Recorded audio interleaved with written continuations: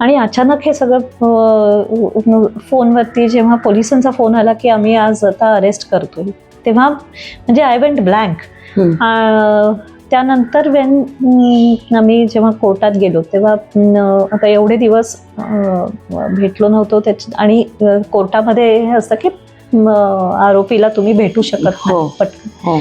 त्यामुळे काहीतरी कम्युनिकेशन म्हणून definitely sign language I was right behind there. त्यामुळे तर तसं आम्ही हे केलं.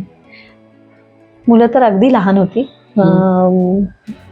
माझं धाकटा तर he was just 3.5 years old. So मग त्यांना घेऊन मग शेवटी मी आमच्या घरी आलो इकडे पुण्यामध्ये. तेव्हा पोस्टिंग कुठे होतं? तेव्हा पचमडीला होते posting. He was undergoing a course तिकडे, त्याच्यामुळे तिथे होतो.